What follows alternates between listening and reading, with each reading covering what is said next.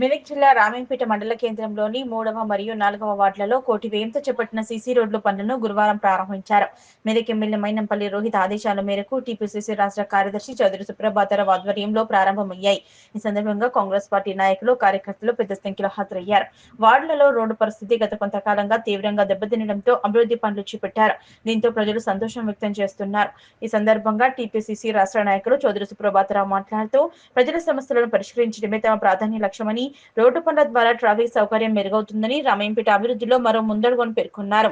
ఈ కార్యక్రమంలో మాజీ జెడ్పీటీసీ మార్కెట్ కమిటీ మాజీ చైర్మన్ సరాఫ్ యాదగిరి, బ్లాక్ కాంగ్రెస్ అధ్యక్షులు రమేష్ రెడ్డి, సుందర్ సింగ్, ఎన్షెట్టి అశోక్, తోట కిరణ్, సంతోష్, దామోదర్, పోచమ్మల అశ్విని శ్రీనివాస్, స్థానిక కాంగ్రెస్ పార్టీ నాయకులు, కార్యకర్తలు పాల్గొన్నారు.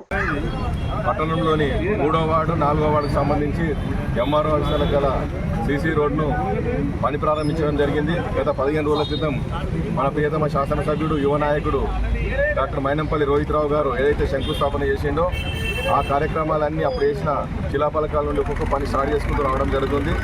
అందులో భాగంగా ఈ మెయిన్ రోడ్ ఏదైతే బస్టాండ్ పక్కన ఉందో బీసీ కాలనీకి వెళ్ళే రోడ్ను, ఎంఆర్ఓఎస్కి వెళ్ళే రోడ్ను 15 రోజుల్లో కూడా ప్రజలకు అందుబాటులో తీసుకొస్తాం.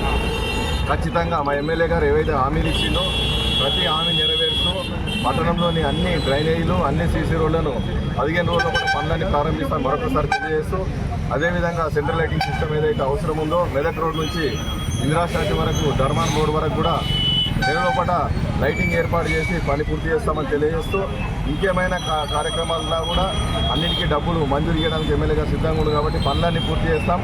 ప్రజలు అపోహపడవలసిన అవసరం లేదు.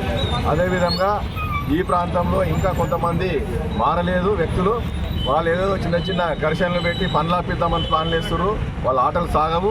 అవసరమైతే పోలీసులను పెట్టి, సిఆర్పీఎఫ్ పెట్టి రోడ్లని కొట్టేస్తాం. ఎవరికి భయపడలేదు, ఎవరికి తినేది లేదు. మాకు డెవలప్మెంటే ముఖ్యం. మా ఎమ్మెల్యే గారికి మాకు అభివృద్ధి కార్యక్రమాలే ముఖ్యం కాబట్టి కాంగ్రెస్ నాయకులు, కార్యకర్తలు సంఘటితంగా ప్రజల తరఫున పోరాడుతూ పోలీసులు అడ్డం పెట్టుకొని కూడా పనులన్నీ పూర్తి చేస్తామని తెలియజేస్తున్నారు.